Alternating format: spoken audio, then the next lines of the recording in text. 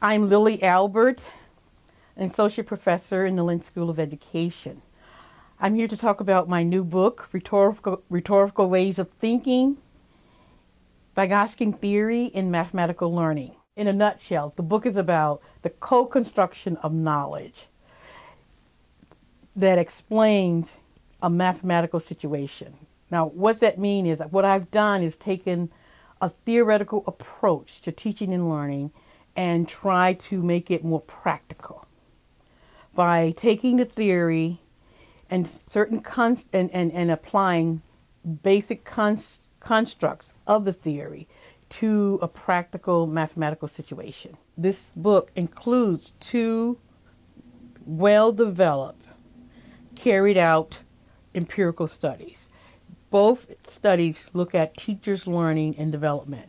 One study looks at how you use collaboration to develop teachers' understanding of their mathematical pedagogy. Another study looks at how teachers come to understand their role in the classroom by doing drawings of their experiences as learners, their experiences as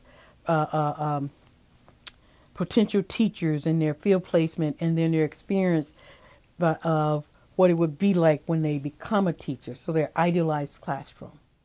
There are many books about Vygotskian theory, and most of what has been written applies to learning and development for early childhood, in the area of early childhood education, or it looks at literacy development and learning. And in the last 20 years, Vygotsky's work has been applied to mathematical learning and development.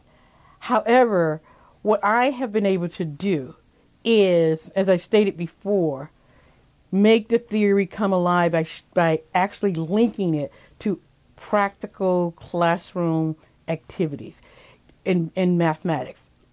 That is the difference in this book versus what you see generally in the field.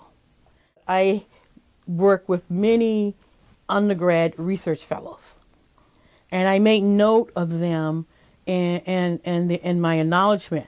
However, the greatest collaboration I had was for over a 4-year period was with 2 of my research fellows, Victoria and Danielle, and their level of contribution to this work was amazing. And that is why it was important for me to include their name on the cover because of their contribution. They not only it